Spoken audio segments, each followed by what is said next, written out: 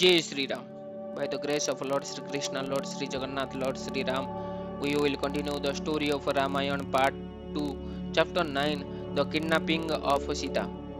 If you are not watched the previous chapter of Rāmāyaṇa, you may go to the playlist or click on the I button so that you can connect the story of Rāmāyaṇa from the beginning till this chapter. The chapter 9 it is starting like this. Again arriving at Maricha's hermitage, Ravana quickly sought him out. Maricha, clad in black deerskin and seated in meditation, spoke in surprise when he saw Ravana. Why have you returned so soon, O king? I trust all is well in Lanka. Maricha sat the Rakshasa king on a grass mat. He offered him food and drink. But Ravana waved it aside and said, no doubt you recall my earlier request. O Maricha, I am here now to insist that you compile. Not only has Ram annihilated my army in the forest, but he has attacked and mutilated my sister Shrupanakha. He must by all means be punished. Prepare to live. You will assist me in Sita's abduction. Abduction. Ravana had made up his mind. He told Maricha to come with him to Rama's hermitage. Once there, he should use magic to assume the form of an enchanting deer. Ravana calculated that Sita, due to her womanly nature, would become captivated by the deer. She would then send Ram to capture it. As soon as Maricha had taken Ram to a distance, he should further use his magical powers to allure Lakshmana. Imitating Rama's voice, the Rakshasa should cry out in distress. When Lakshmana heard the cry, he would come after Ram, leaving Ravana to abduct, abduct the unprotected Sita. Ravana spoke derisively of Ram, knowing that Maricha considered the prince formidable. This worthless human has been exiled by his father, abandoning virtue. He caused my sister to be violently assaulted. He is a disgrace to the royal class and a treat to all beings. His time is now all but run out. Once he has lost his wife, his strength will be gone. I shall then make short work of him. Maricha's face witnessed. This was his worst fear. Ravana was bent on a purpose which would surely end in both their deaths. He stared at Ravana with unblinking eyes. His mouth felt dry and his limbs weak. He folded his palms and addressed the Rakshasa king in a trembling voice. People speaking agreeable words are easy to find, O Lord. On the other hand, rare are those who will speak words for one's good which are nevertheless unpalatable. O Ravana, you have clearly not heeded my earlier advice. You have not sought to establish for yourself Ram's actual power. This dereliction of your duty will lead to the extinction of the race of Rakshasa. There is no doubt. Ravana's expression hardened. He was not interested in Maricha's advice. He listened impatiently as Maricha went on. Rama has not been abandoned by his father, nor is he devoid of virtue. Indeed, he is devoted to pity and truth. Listen as I tell you his history. He told Ravana how the prince had gone to the forest to prove his father truthful. Both Maricha and Ravana understood that warrior derive power from virtuous behavior. Maricha made it clear that Rama was virtue incarnate. He again describes Ram's power and consequences of facing him in battle.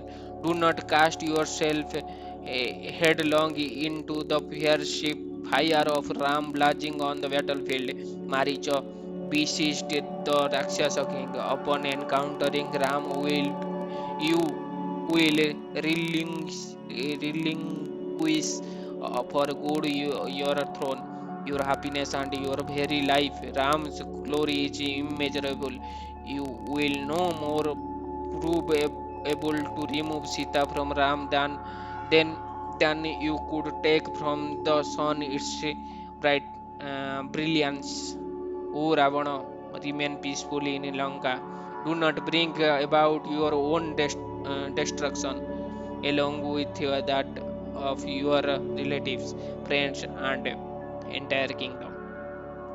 Ravana blasted off with anger. He cared nothing for Maricha's well intended advice. Rising, he spoke harshly to the fearful demon. Your words, like seeds sown in barren soil, are entirely fruitless.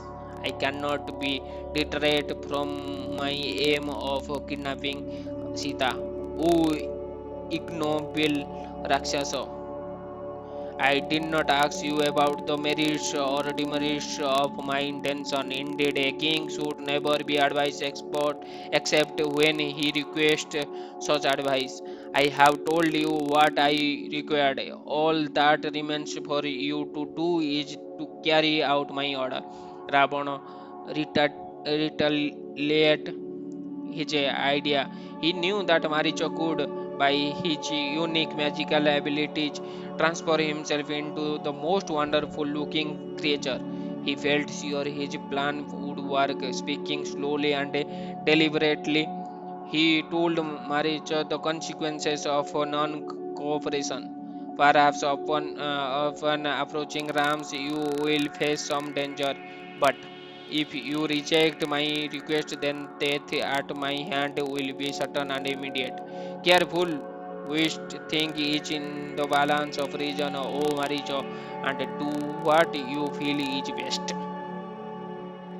Maricho tried one last time to sway Ravana from his plan.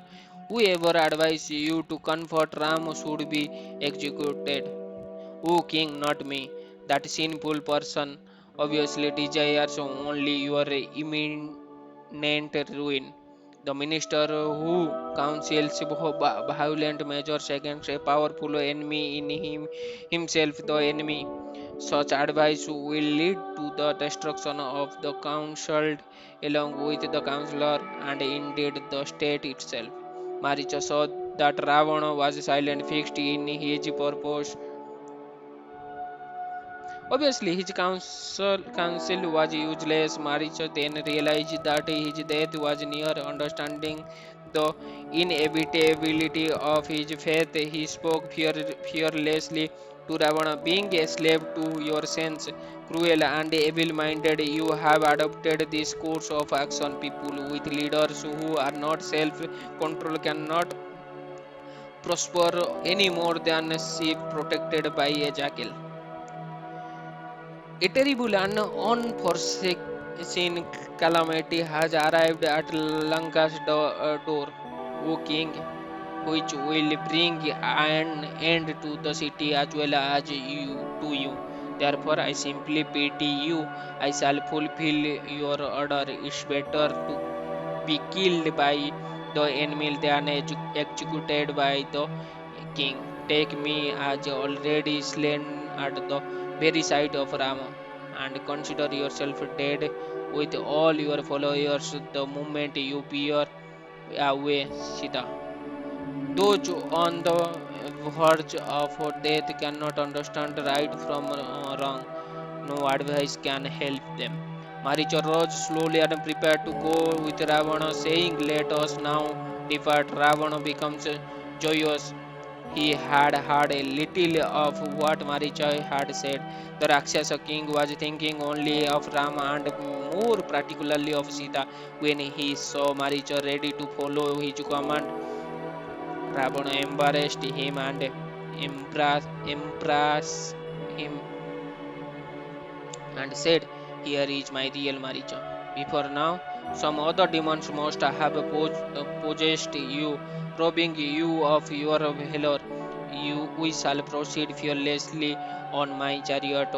Once you have bewitched Sita with your magic, you may go wherever you please. I shall do the rest." The two Rakshasa got aboard the great chariot. The globin headed asses pour its way into the skies. Moving swiftly, then they soon arrived at the Dandaka forest. As they circled overhead, they saw below Rama's hermitage. They landed nearby, and Ravana instructed Maricha, now work your wonderful magic, my friend. I shall wait here." Ravana had no intention of immediately encountering the two brothers. He wanted first to steal and enjoy Sita, anticipating that this would weaken Ram. Ravana knew that Ram would soon come after him, but that would give him the opportunity to gauge the strength and weakness of Ram and his forces. The Rakshasa felt confident that he could comfort Ram from the security of Lanka, surrounded by his powerful troops. After transforming himself into a human ascetic, wearing matted locks and a simple dress, he waited in the wood near Ram's hermitage. Meanwhile, Maricha turned himself into a magical deer. His head was partly white and partly dark, with horns like a bright sapphire, sapphires. The upper part of his snout had the whole hue of a red lotus, while the lower part had that a blue lotus. His perfectly formed body has slender white legs with hooves like glossy black gems. The deer belly was dark blue and its flanks golden. All over its shining skin were a number of jewels like spots. Its tail resembled a rainbow and it glanced about with eyes that shone like diamond. In that deer for Maricho wandered slowly about. Other deer approached him but quickly ran in all directions.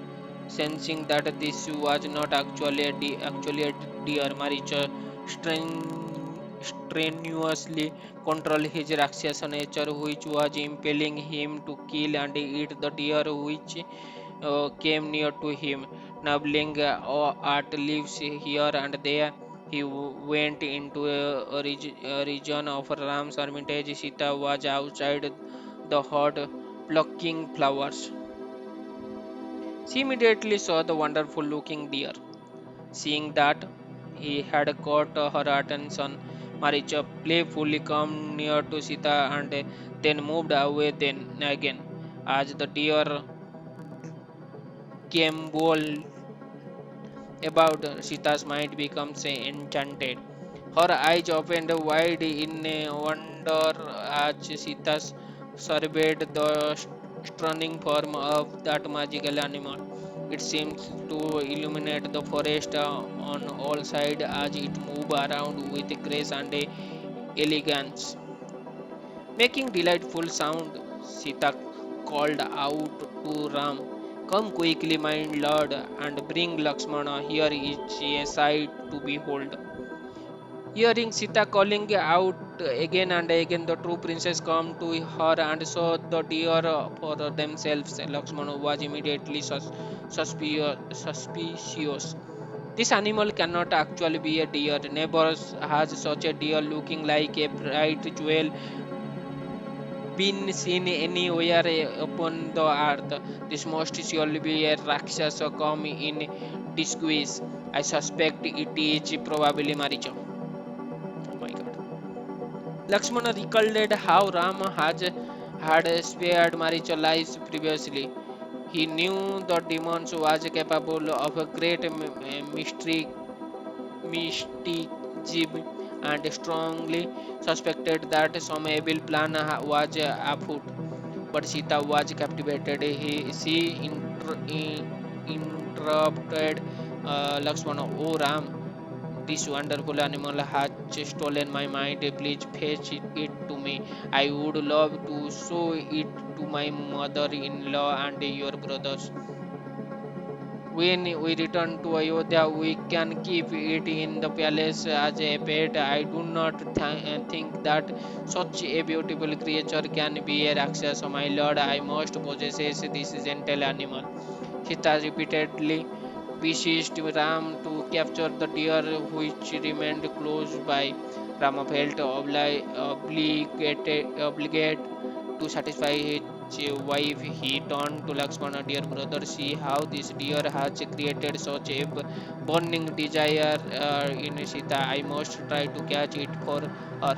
I have never seen a deer like this anywhere before. It defied description. If you, as you say, it is a Rakshasa in disguise, then it must be put to death. Therefore, I shall chase it through these woods. Either I will bring it alive, or having determined it to be a Rakshasa, slay it with my sharp arrow. Perhaps then I may take its superb skin for Sita. Rama asked his brother to stand close to Sita and guard her while he was gone. Like Lakshmana, he also feared an attack from the Rakshasa. He told Lakshmana that Jatayu was nearby and could assist him if necessary. Ram then fastened his sword to his belt and after trying to his two quivers, he grasped his bow. He then went towards the deer, which bounded away into the woods. In fear, Maricha ran swiftly into the deep forest. Ram pursued him, moving through the trees with agility and speed. But Maricha kept ahead, sometimes appear for a moment and then disappear again, acting exactly like a deer. He bounded high in the air and glanced about fearfully.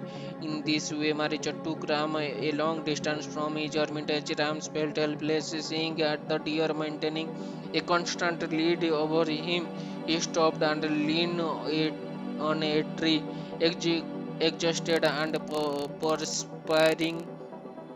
He decided that Lakshmana's assessment was correct. This could not be an ordinary deer. He could have captured it by now if it were Ram concluded that the deer was certainly a Rakshasa. Spotting it emerging from a distant cluster of trees like the moon appearing from behind clouds, Ram took out an arrow. He imbued that shaft with celestial power and shot it at the deer. It struck through the air, glowing like fire, seeking out its target. In a moment, it struck Maricha and pierced him in the heart. The Rakshasa wounded as high as the palm tree and screamed in pain as he crashed to the ground. He again assumed his actual form. Ram ran towards the dying Rakshasa. Maricha saw him approaching and remembered Ravana's instruction. With his dying breath, he let out a cry that could be heard for miles, perfectly imitating Ram's voice, which he vividly remembered from their previous encounters. Maricha cried, Lakshmana, help me, alas, Sita. With that final cry, the Rakshasa died, his gigantic form covered in blood, laying prostrate on the ground. Ram stood before the dead Rakshasa, filled with apprehension. This was obviously a plot by the demons. When Lakshmana and Sita heard that cry, they would become confused. Ram looked at Maricha's massive body. The voice of a Rakshasa was hundreds of times more powerful than that of a man. Rama had been chasing the deer from an hour at least and was miles from the hermitage. The only thing to do was to run back. Ram immediately began to retrace his steps, thinking of Sita. He feared the host. At the hermitage, Lakshmana and Sita had heard the Rakshasa cry. Sita was struck with anxiety turning to Lakshmana, who stood calmly. She said, "Did you not hear your brother cry? Surely he has fallen into the hands of the demons, even as a bull might be seized by a group of lions." Oh Lakshmana, go quickly to help Rama. My heart is all but stopping and my breath hardly comes. Please act swiftly. Lakshmana did not move. He remembered Ram's instruction to guard Sita. He did not at all fear of Rama and considered the cry to have been uttered by a demon. Sita becomes even more anxious when she saw Lakshmana unperturbed. Bewildered by fear, she spoke angrily. O son of Sumitra, you are an enemy in the cause of a friend.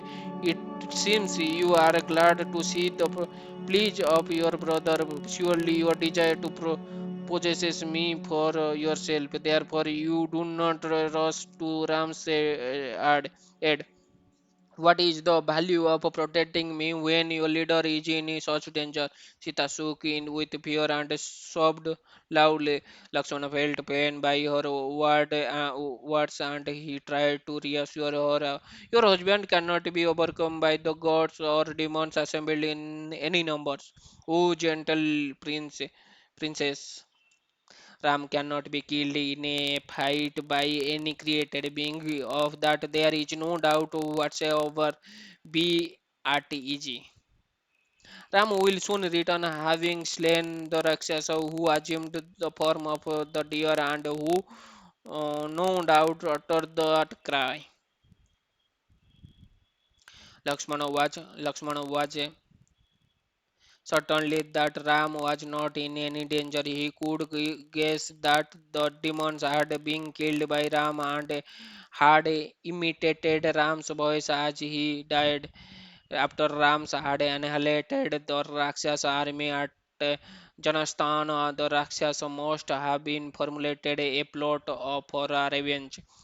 Lakshmana tried to explain this to Sita, but she becomes even more angry. She stood blazing like fire, her eyes red with fury because of her fear for Ram. She was confused despite her respect for virtuous and gentle Lakshmana, who had never once looked her in the face. Her anxiety for Ram made her rebuke him harshly. Oh, ignoble and merciless Lakshmana, it is obvious that you are care nothing for your brother. Indeed, you are happy to see him in peril. I understand that you have been concealing your true nature, posing as Ram's friend. You have all the while being converting me. Your sinful desire shall never be fulfilled. I shall give up my life even in your presence. Having become Ram's wife, how could I accept an ordinary and wicked man like you? Lakshmana was deeply hurt. Sita was unworshipable to him as Ram. He could not even imagine what Sita was suggesting. His mind raced, confounded by agony. He could not remain with Sita while Sita was in this mood. Her words were unbearable. How could she make such accusations? He had to look for Ram, but what would happen to Sita? Fearful and angered by Sita's castigation, Lakshmana control his mind and reply, your words pierce me like a heated steel arrow. I cannot argue with you since you are a deity to me. O princess, alas, it seems that the nature of woman is to be fickle and given to sentimentality. Although I feel sure I am right, I must nevertheless follow a dangerous course driven by your sharp words. I shall depart and search for Ram, but I fear I may not find you here when I return. Sita continued to cry out, saying to Lakshmana, I shall never remain with another man in Ram's absence. I would soon drown myself into the river, fall from a high precipice, or enter blazing fire. Lakshmana, Lakshmana was enraged by Sita's insinuations. He tried consoling her, but she would not say anything. He prayed to the forest deities to protect her, then bowing to her with folded hands, he left to look for Ram. Sita's sword still ringing in his ear. As soon as Lakshmana had gone, Ravan came out of hiding in a human form. He approached Sita, who was without Ram and Lakshmana, even as thick darkness overtakes dust when devoid of the sun and moon. He saw the youthful princess sitting and weeping in front of her hut. As he came near, all the animals fled in all directions. Even the blast did not bow, and the river slowed her swift current till she almost stopped flowing. Appearing, appearing like a holy man, Ravana was like a deep well covered by grass. He looked intently at Sita, marveling at her beauty as he gazed at her. The demon was pierced by Cupid arrow. Continuously chanting Vedic mantra, he moved close to Ram's beautiful consort. In this quest as a Brahmin ascetic, he stood before Sita and praised her in various ways.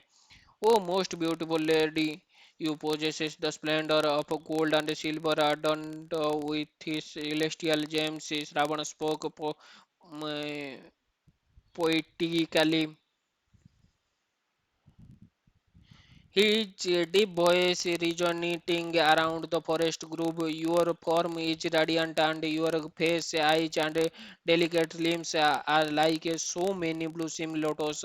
As you, a goddess or an apsara descended from heaven, your body is perfectly formed, and your face resembles the full moon with your dark eyes and full leaves playing over trees resembling row of pearls. You have captured my heart. Oh my mind is stolen away by your beauty, which is surely unmatched anywhere in the three world. Ravan thought that by praising Sita, he would attract her to him. His mind was full of lust. With wide opened eyes, he continued, "Why are you residing in a dark forest, frequently by wild beasts and haunted by Rakshasa? You deserve to live at the top of the magnificent palace of gold. Sweet smiling garlands should be your playground, no fearful forest. Tell me, O charming lady, who are you and who is your protector? Are you the consort of some powerful deities? Why are you alone in this dangerous region?" Sita looked up and saw Ravana dressed as ascetic. She had encountered numerous Brahmins during her stay in the forest, and she was not surprised to see this one. The pious and open-hearted princess offered Ram a seat and water to wash his feet, acting perfectly in accord with religious codes. She fetched food from the hut and placed it before him, saying, "You are welcome." Ravana watched her closely. He was stunned by her glance and elegance. He made up his mind to carry her away by force if necessary, as she tended to her unexpected guest. Sita looked around for a sign of Ram returning, but she saw only the vast green forest. She began to reply Ravan's question. "I am the daughter of Janaka, the king of Mithila, and my name is Sita. I am the consort of the high-souled Ram, a prince of Ayodhya. Uh, with him and the powerful brother Lakshmana, I reside here peacefully." With a guileless mind, Sita told him how she and Ram come to live in the forest. She explained everything in brief and then said, "Soon my husband and his brother will return, bringing with them varieties of forest produce. Rest here a while, and they will no doubt sumptuously entertain you. But tell you, O sage, who are you and how do you come to be wandering this lonely forest?" Ravana decided to reveal his true identity. He stood up and replied proudly to Sita, "I am Ravana, the celebrated ruler of the Rakshasa. The god, demons, and human beings are struck with terror upon hearing my name. O Sita, now that I have seen you, O most beautiful woman, I can no longer find delight in many own consort. Before become my foremost queen. Roam with me at ease in my golden city Lanka. You will live in a splendid palace, adorned with jewels, and 5,000 handmaiden will wait upon you." Sita was shocked.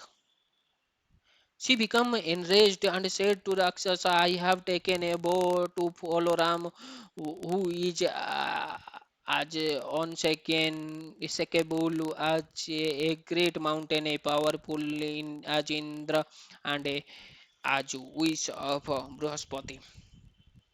I cannot be swept from Rama's service. He is virtuous and always true to his word. I am dedicated. I am dedicated to Ram, who will never abandon his devoted servant. I belong to that Ram who is like a mighty lion and destroys his enemy with age and speed. How have you, O Ravana, O Jackal, have been so brazen as to convert me?" Sita looked disdainfully at Ravana, who stared at her lustfully. She felt sickened. What a disgusting creature! How could he even imagine that she would go with him? How disgraceful that he should pretend to be a Brahmana ascetic, the holiest of men. She spoke with fury. "You could not no more touch me than you could the sun. fiery, or your desire is surely to bring about your death, O vile Rakshasa. You seek to extract a true tooth from the jaws of a powerful and a hungry lion. Your wish to carry in one hand the massive Mount Mandara. You desire to swim across the ocean, having tied around your neck a stone slab. You who would steal the beloved consort of Ram are trying to snatch away the sun and moon with your very hands. Sita reproached Ravana again and again. She stoned and derided him with sharp words, warning him against his evil intention. After stealing me away, where will you go? How will you return me while Ram stand on the battlefield, bow in hand? Your pathetic might is nothing against that of Ram's. Next to Ram, you are like a crow compared to Garuda. Sita shook like a slapping.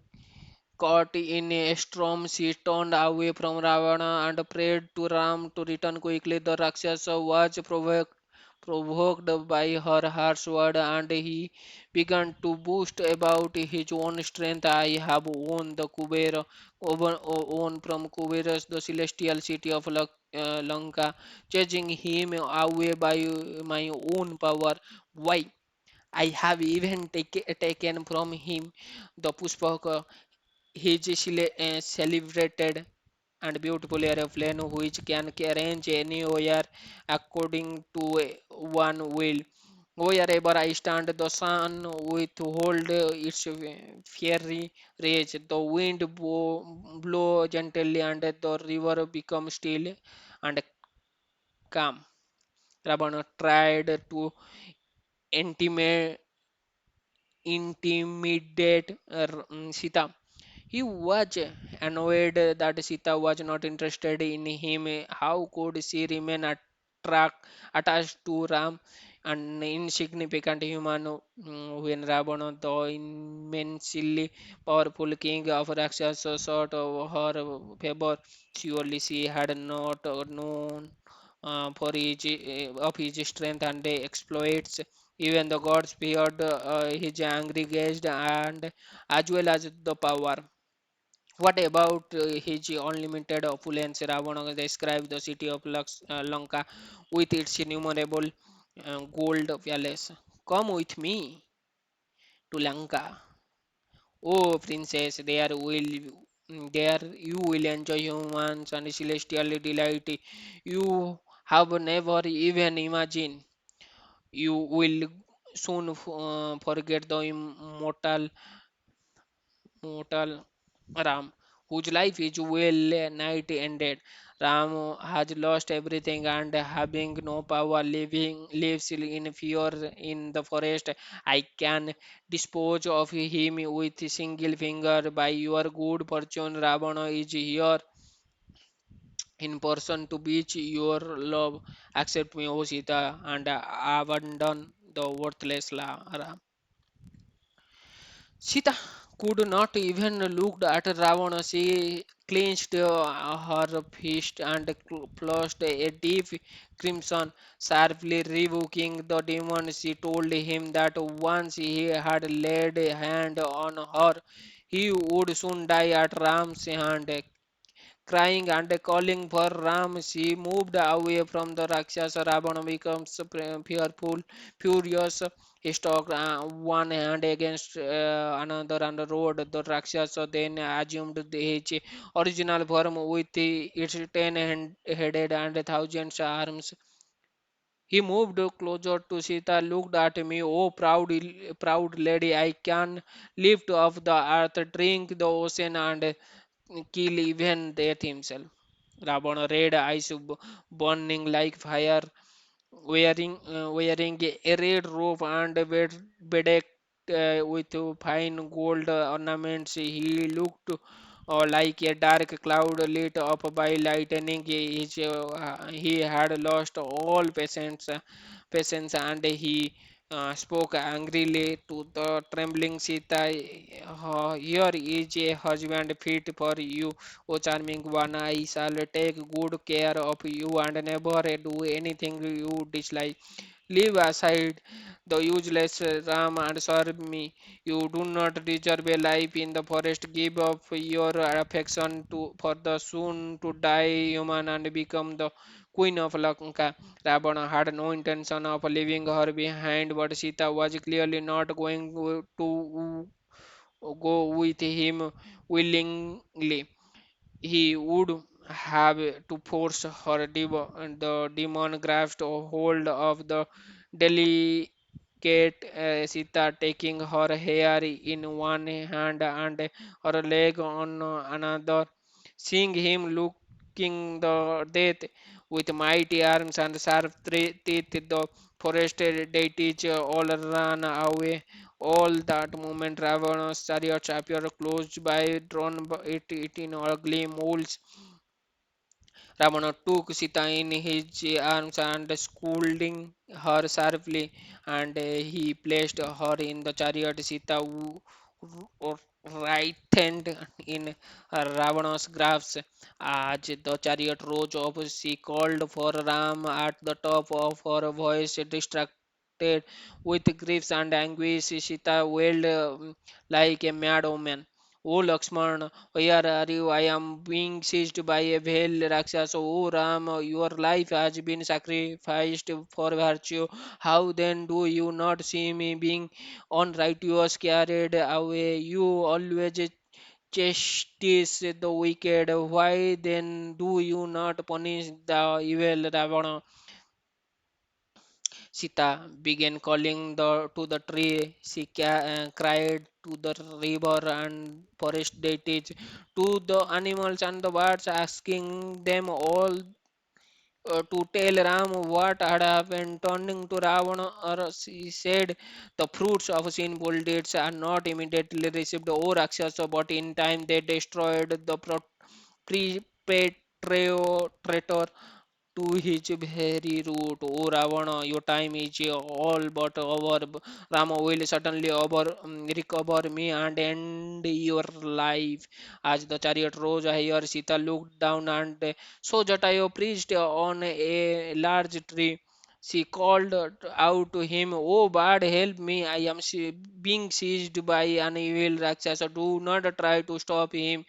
He is too powerful. Quickly find Ram."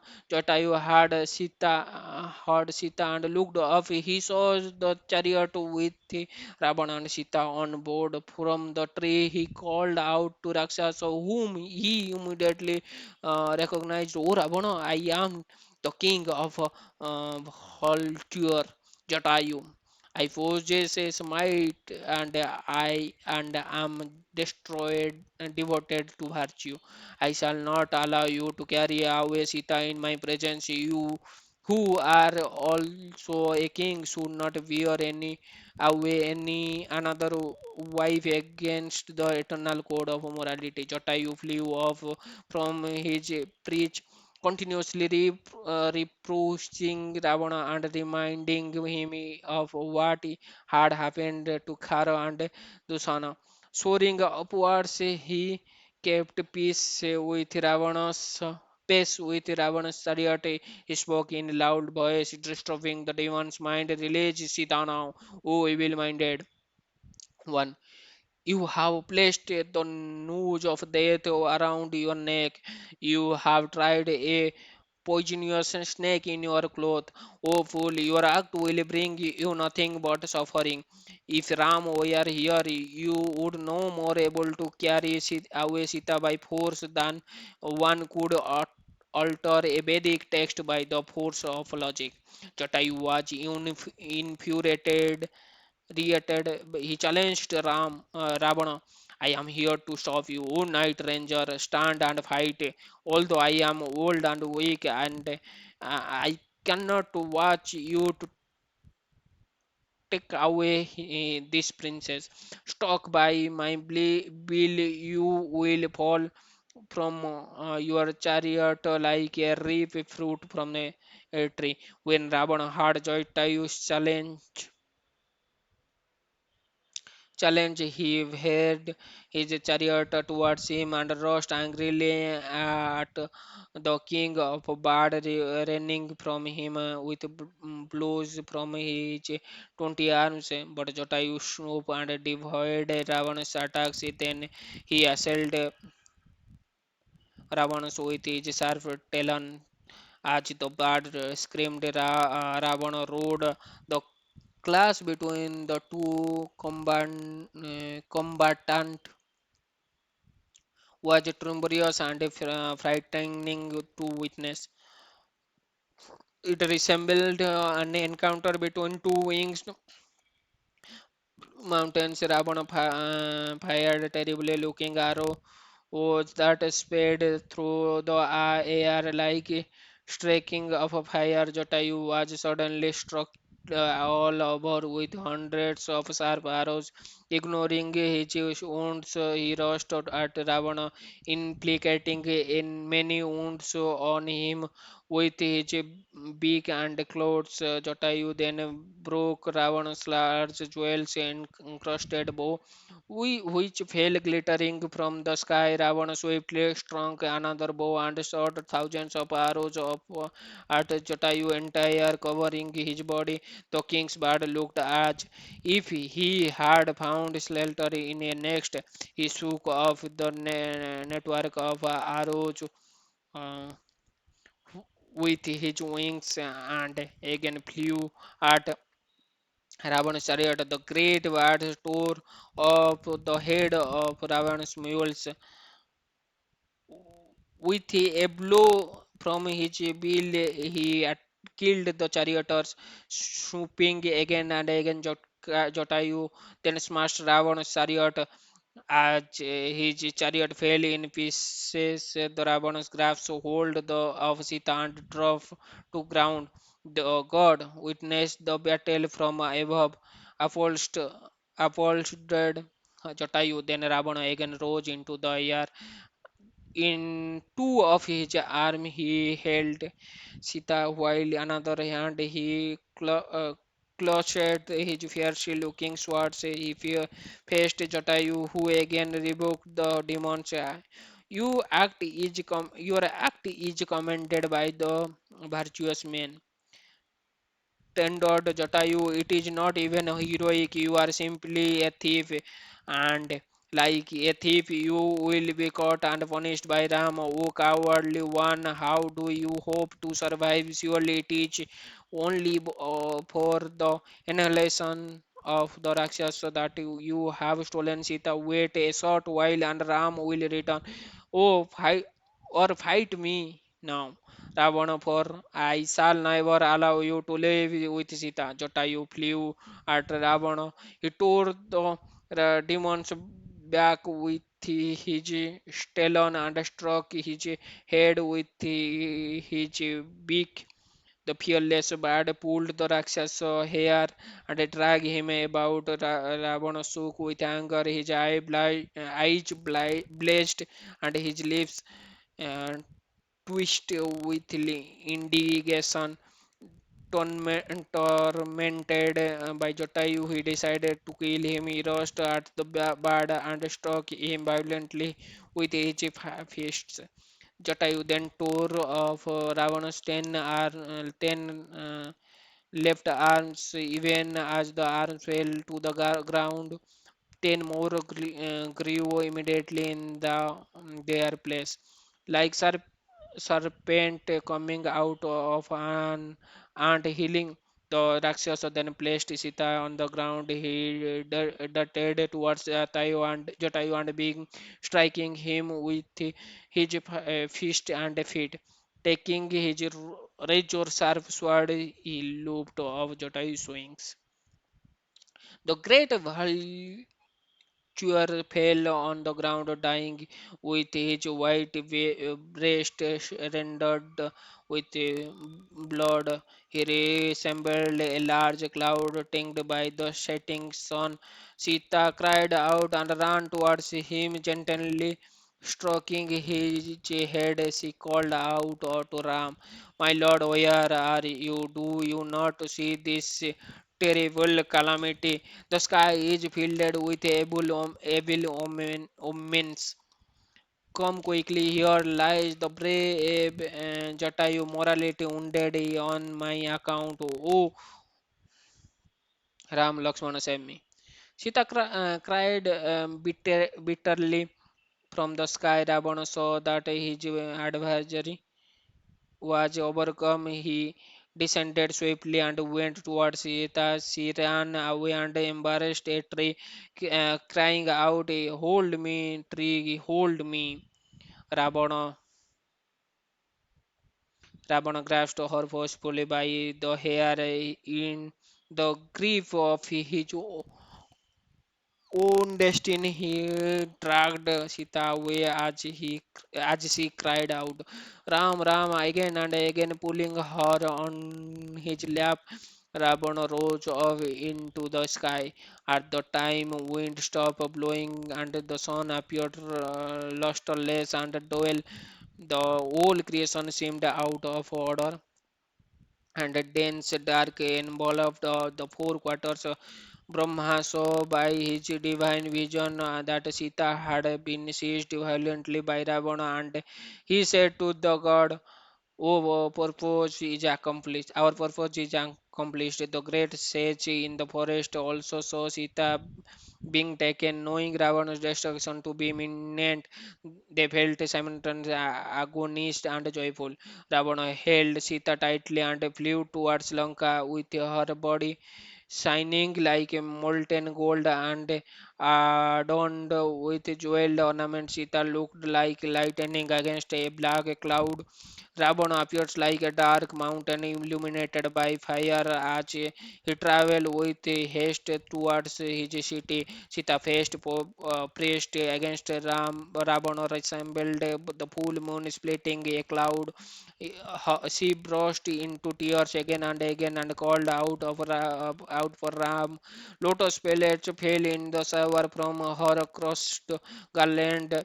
A bejeweled golden ankle drops from her foot like a circle flash of lighting. Her necklace of fire fell from her breast, appearing like the Gangas descended from the heaven.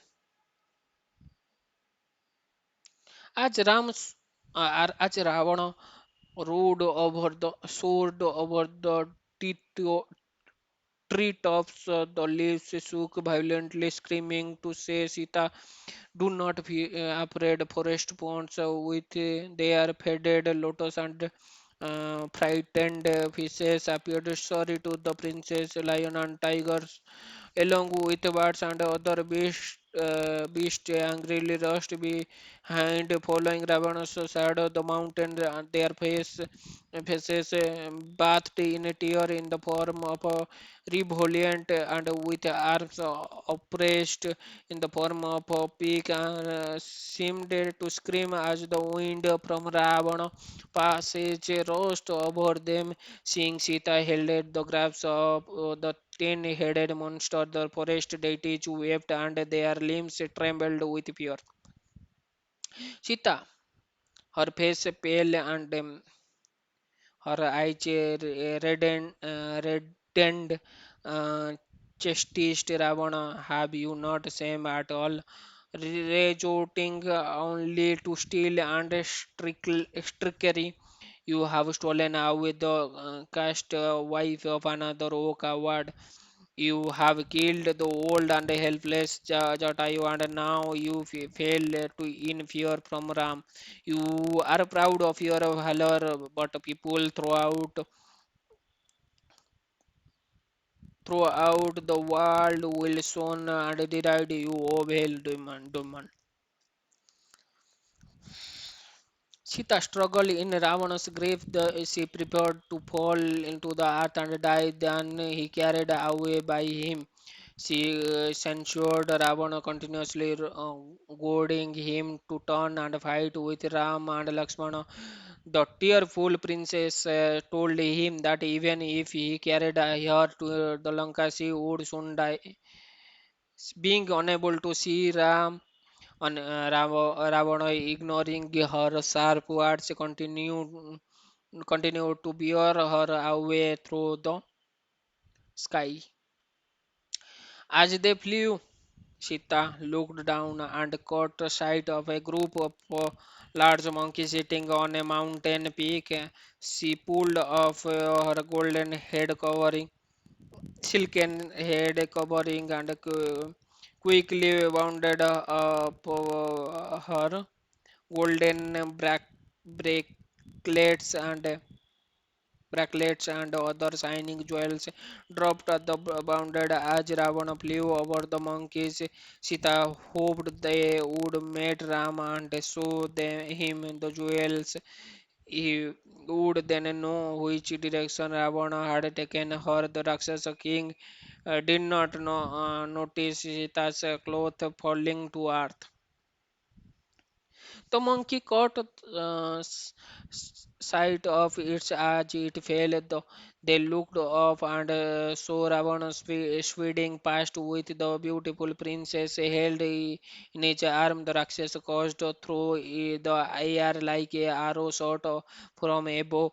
Delighted in mind, he raced towards his own destruction, crossing over the fearsome ocean, which tr- teamed with sharks and other fierce aquatics.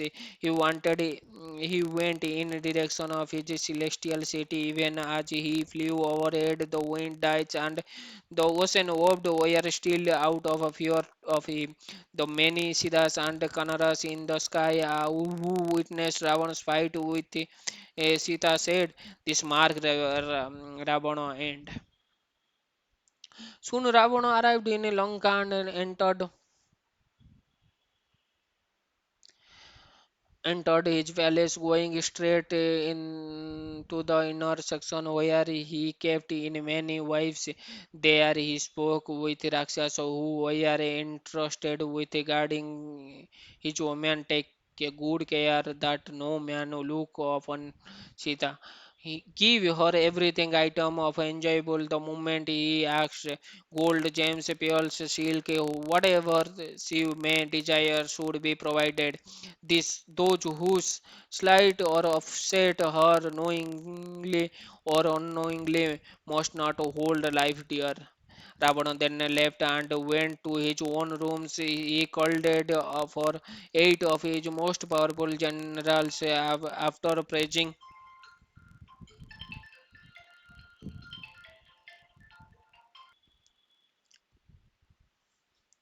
Ravana found Sita. Sorry.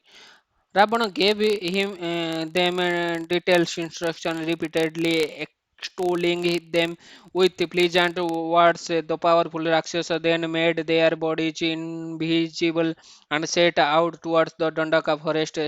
Ravana, having set off a bitter enmity with Ram, felt secure and rejoiced within himself. He decided to visit his inner quarters where Sita was lodged.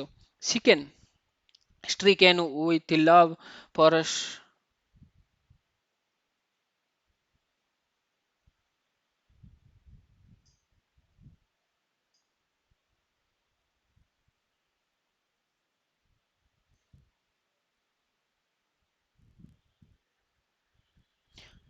the dark eyed princess and hurried to see her. Ravan found Sita bathed in tears and fallen to the floor, admitted the Rakshasi. She resembled a female deer beset by a number of wounds. Even though she was unwilling, Ravana had her forcefully brought as he showed her in his palace. It comprised a large number of shining building supported by pillars of ivory, gold, and celestial. The place was astonished to behold and high praised. and highly praising to the mind. Ravana took Sita up the magnificent central stairway of gold, showing her the vast extent of each home. The wall were set thickly with celestial gems, which threw up a brilliant luster, lighting the whole palace. On each level of Ravana's palace were differently furnished rooms meant to evoke different moods. The palace resounded with the delightful music of cattle drums other other instrument. Various scent filled the air. There were fountain and ponds surrounded by flowers of every description. Hoping the seduce her, Ravana spoke to Sita. I have under my control millions of Rakshas, 10,000 of them are my personal servants. My city extend for 800 miles and is constructed everywhere with gold and gems. Everything I have now, I now give over to you, O lovely princess. You are more dear to me than my life. Become my wife and the queen of all men who are mine. What is the use of remaining attached to Ram, who is deprived of his kingdom, given to austerities and travels the earth on foot? Ravana tried to length to impress Sita. He bragged of his power, telling her how he would conquer even the gods in heaven. Ravan also derided Ram in various ways, saying that he would not able to reach Lanka even in thought. Indeed, Ravana boasted there was not a being anywhere in the three world who would now be able to rescue Sita from Lanka. Therefore, O delightful lady, share with me all the celestial pleasures, range freely with me in the Puspaka, cast aside any thought of Ram, whose life is soon to end, for I alone am a husband worthy of you. Sita sat sobbed for some time, not looking at Ravana. She had no desire to speak to him, but seeing the Rakshasa in she tense, she composed herself and addressed him reproachfully. O sinful demon, had you dare lay hand upon in Ram's presence, you would now be laying prostrate on the battlefield. Give up your vain boasting. Your life has all but ended. Your royal fortune is gone. To each strength and intelligence, soon a shower of arrow will run down upon Lanka, and letting the Rakshasa force tongue to you. Oh well, Rakshasa, this city will soon be filled with weeping widow. Sita spoke furiously to Ravana. Ravana, how could he even dare to suggest that Sita abandon Rams for him? He was like a crow trying to steal a sacrificial offering from amid an assembly of Brahmins. Her mind would not for a single moment contemplate or a single sinful act. I It was only with deep regret that Sita took at Ravana at all. Obviously, virtue was entirely unknown to him. He could imprison her or kill her as she liked, for she had no use of life without Ram. Hearing Sita stringing word, Ravana bodily hair stood on end. He spoke threateningly. Oh, most beautiful lady, hear my warning. If you do not yield to me within 1 year, you shall be killed by my cooks and uh, served to me as my meal. Ravana then stormed away. He instructed the Rakshasa to break her pride by fear, threats, alternated with soft words, tame theme, lady as one would tame a wild animal. He told them to keep her in his beautiful gardens, which were filled with trees laden with fruits and flowers. They should guard her carefully and continue to inform her of Ravana's power and glory. Gradually, her mind would change, otherwise, she would be put to death. Ravana left in anger and his footsteps causing and the earth to vibrate. Placed in the midst of a group of trees, Sita fell weeping to the ground, and she felt her limb overpowered with grief and could find no peace of mind, threatened by the Rakshasa woman who had misshapen faces and deformed figure. She was like a young deer fallen into the clutches of a tigresses. With her mind wrapped in thought of Ram, she felt unconscious, oppressed by fear and sorrow. This is how Sita was kidnapped by um, Ravana in the absence of Ram and Lakshmana, and how um, Jatayu is try to protect, try to release Sita from Ravana's hand, but Jatayu was killed by Ravana in the combat with Ravana. Jai Jagannath, Jai Sri Krishna, Jai Sri Ram. If you get some information about the Ramayana on this chapter, please like, comment, and subscribe my channel. Jai Jagannath, Jai Sri Krishna.